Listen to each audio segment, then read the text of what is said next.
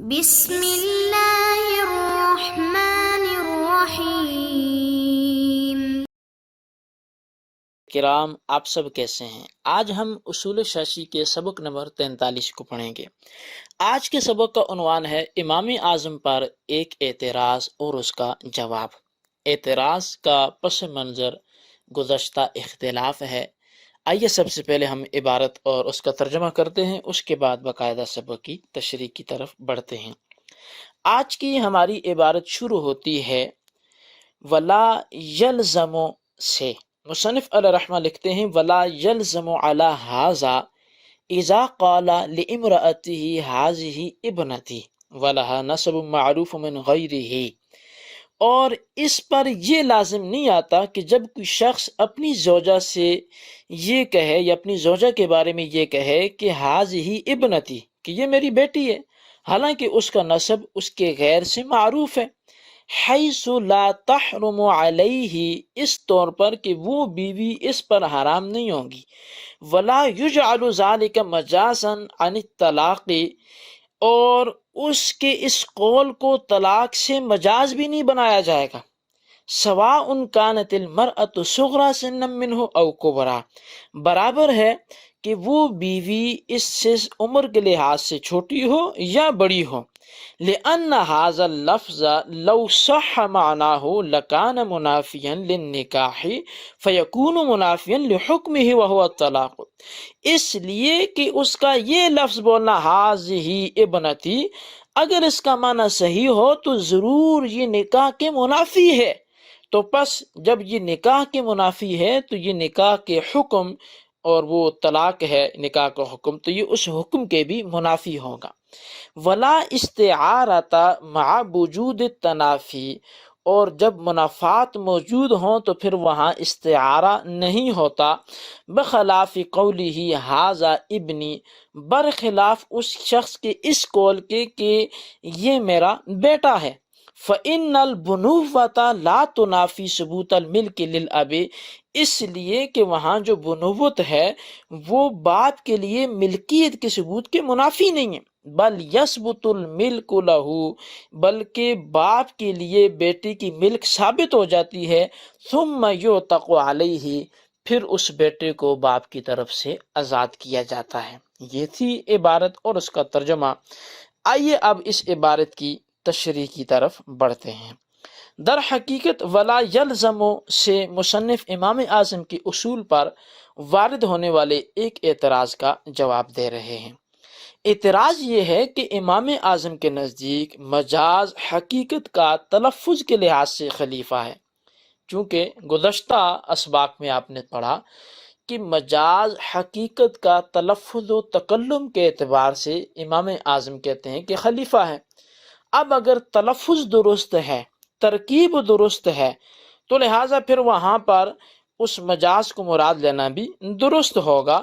معنی مجازی مراد لینے کے لیے فقط ترکیب نحوی کا درست ہونا شرط ہے، معنی حقیقی پر عمل کرنا یہ ممکن ہو یہ شرط نہیں ہے۔ اب معنی حقیقی پر عمل ممکن ہو یا نہ ہو، لیکن اس کی ترکیب نحوی درست ہونی چاہیے۔ اب کسی امر عارض کی وجہ سے حقیقی معنی مراد لینا جائز نہیں ہو تو بھی معنی مجازی مراد لیا جا سکتا ہے۔ یہ امام اعظم نے پیچھے اصول بیان کیا تھا اور اس کی مثال دی، جیسا کہ ھذا ابنی میں غلام کی آزادی مراد لی گئی۔ لہٰذا اسی اصول پر اگر کسی شخص نے اپنی بیوی سے یہ کہہ دیا ھذہ ابنتی، کہ یہ میری بیٹی ہے، یہ بھی معلوم ہے کہ اس کی بیوی ہے، اور یہ بھی معروف و مشہور ہے کہ فلاں کے نسب سے ہے۔ اس عبارت کی اب ترکیب نحوی بھی درست ہے، یہ ترکیب مبتدا اور خبر پر مشتمل ہے، ھذہ ابنتی۔ لہٰذا امام اعظم کے نزدیک اس سے مجازن یہاں طلاق مراد لی جانی چاہیے، اس لیے کہ وہ عورت شوہر پر حرام ہو جانی چاہیے، کہ جب کہ امام صاحب کے نزدیک یہاں تو یہ کلام لغو ہوگا، چونکہ امام اعظم کا اصول یہ تھا کہ جب نحوی ترکیب درست ہو رہی ہے تو بھلے حقیقت پہ عمل کرنا ممکن نہ ہو، وہاں مجازی معنی مراد لیا جائے گا۔ تو یہاں ھذہ ابنتی میں نحوی ترکیب تو درست ہے، تو لہٰذا اب حقیقت پر عمل اگرچہ ممکن نہیں ہے کہ بیوی کو ھذہ ابنتی نہیں بولا جا سکتا، وہ بیٹی نہیں ہو سکتی، تو لہٰذا مجازی معنی یہاں اس کا طلاق بنتا ہے بیوی کے لیے، تو وہ طلاق تو یہاں بننی چاہیے پھر امام اعظم کے ہاں، جبکہ امام اعظم کے نزدیک یہاں کلام لغو ہوگا، یہاں اس کلام سے طلاق واقع نہیں ہوگی۔ تو معترض یہ کہتا ہے کہ امام اعظم کے اصول پر یہاں طلاق واقع ہونی چاہیے تھی، اگر نہیں ہو رہی تو کیوں نہیں ہو رہی؟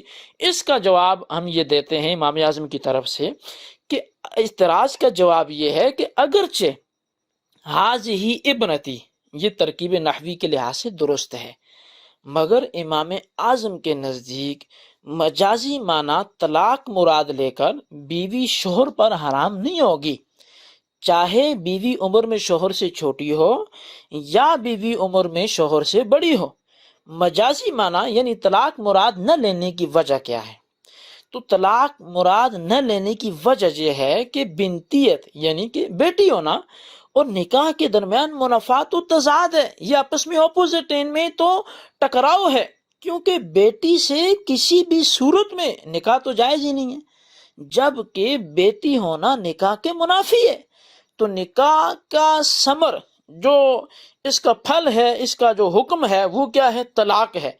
تو جب نکاح کے منافی ہے بیٹی ہونا تو اس کا جو حکم ہے یعنی طلاق اس سے بدرجہ اولا منافی ہوگا، اور جب دو چیزوں کے درمیان منافات ہو تو اس صورت میں استعارہ یعنی ایک لفظ بول کر دوسرا معنی مراد لینا یہ تو جائز ہی نہیں ہوتا۔ یعنی جہاں بیٹی کے لیے ہی ابنتی کے الفاظ بولنا یہ درست نہیں ہے، تو چونکہ وہ نکاح کا محل نہیں ہے، تو جب نکاح کا محل نہیں ہے تو وہ پھر طلاق کا محل کیسے ہو سکتی ہے؟ اس لیے کہ وہ بیٹی ہے، لہٰذا جب وہ نکاح کے لیے منافات ہے بیٹی کا ہونا تو یہ طلاق کے لیے بھی منافی بات ہوگی، اور دو منافی چیزوں میں استعارہ درست نہیں ہوتا، لہٰذا بیوی کو بیٹی بول کر مجازن طلاق مراد لینا جائز نہیں ہوگا۔ اور خلاصہ کلام یہ ہے کہ امام اعظم اور صاحبین دونوں کے نزدیک یہ کلام لغو ہو جائے گا۔ یہ مسئلہ اس صورت میں تھا کہ جب وہ معروف النسب تھی، جیسا کہ مصنف نے لہا نسب معروف بیان بھی فرمایا، اگر وہ عورت غیر معروف النسب ہے تو ہی ابنتی کہنے سے وہ شوہر پر حرام ہو جائے گی اور اسی سے اس کا نسب بھی ثابت ہو جائے گا۔ بہرحال یہ امام اعظم پر ایک اعتراض تھا اور اس کا جواب پیش کیا گیا۔ اب بخلاف قولی ھذا ابنی سے مصنف ان دو جملوں کے درمیان فرق بیان کر رہے ہیں کہ ایک ہے ھذا ابنی اور دوسرا ھذہ ابنتی۔ ھذا ابنی میں تو ہم امام اعظم کے نزدیک اس شخص کو آزاد ٹھہرا رہے ہیں جو بیٹا ہے، اور ھذہ ابنتی میں طلاق کے عدم کے قائل ہیں، تو لہٰذا ان دونوں جملوں کے درمیان فرق کیا جا رہا ہے کہ جب مولا نے اپنے مشہور النسب غلام کو ھذا ابنی کہا اور شوہر نے اپنی مشہور النسب بیوی کو ھذہ ابنتی کہا، تو پہلی صورت میں ابنی سے مجازن غلام کی آزادی مراد لی جائے گی، جبکہ دوسری صورت میں ابنتی سے مجازن طلاق مراد نہیں لی جائے گی۔ ان کے درمیان فرق کیا ہے؟ تو کہتے ہیں کہ ان کے درمیان فرق یہ ہے کہ جو بنوت ہے یعنی بیٹا ہونا اور حریت یعنی آزادی، ان کے درمیان کوئی منافات نہیں ہے، کیونکہ ایسا ہو سکتا ہے کہ بیٹے کو دار حرب میں کسی نے قید کر لیا ہو، وہاں اس کو غلام بنا لیا ہو، اور باپ نے اس کو پہلے خریدا ہو، تو خریدنے کی وجہ سے باپ بیٹے کا مالک بن گیا ہو اور بیٹا مملوک بن گیا ہو، اگرچہ بیٹا خریدتے ہی آزاد ہو جائے گا، کیونکہ حدیث میں آتا ہے من ملک ذا رحم محرم منہ اعتق علیہ، کہ جو کسی ذی رحم محرم کا مالک ہو وہ اس پر آزاد ہو جائے گا، لیکن پہلے ملکیت ضروری ہے اس کے بعد آزادی آئے گی، تو لہٰذا ان دونوں کے درمیان منافات نہیں ہے، جبکہ بیٹی اور نکاح میں تضاد ہے، پورا ٹکراؤ ہے، یہ کبھی بھی جمع نہیں ہو سکتے، کہ جس کا اجتماع کبھی بھی جائز ہی نہیں ہے، اس لیے کہ بیٹی اور نکاح کے درمیان منافات ہے، لہٰذا بنتیت اور طلاق کے درمیان استعارہ بھی جائز نہ ہوگا۔ فرق کا خلاصہ یہ ہوا کہ غلام کو ھذا ابنی کہہ کر مجازن آزادی مراد لی جا سکتی ہے، جبکہ بیوی کو ھذہ ابنتی کہہ کر مجازن طلاق مراد نہیں لی جا سکتی۔ یہ تھا ہمارا آج کا سبق، اور آج کے سبق میں ہم نے امام اعظم کے اصول پر وارد ہونے والے ایک اعتراض اور اس کے جواب کو پڑھا۔ اب اس حوالے سے سوال کیا ہوگا، یہ ایک ہی سوال آپ کے سامنے رکھتا ہوں کہ اگر کوئی شخص اپنی زوجہ سے حاضی ابنتی کا ہے تو اب اس زوجہ کا حکم کیا ہوگا، معنی حقیقی کے لحاظ سے یا معنی مجازی کے لحاظ سے، اب اس پہ حکم لگے گا یا نہیں لگے گا؟ امام اعظم اور صاحبین کی اس حوالے سے رائے تحریر کریں اور دلائل سے اس کو ثابت بھی کریں۔ اللہ تبارک و تعالیٰ سے دعا ہے آج جو ہم نے سنا پڑھا اسے یاد رکھنے کی توفیق نصیب فرمائے۔ آمین بجاہ النبی الامین صلی اللہ علیہ وسلم۔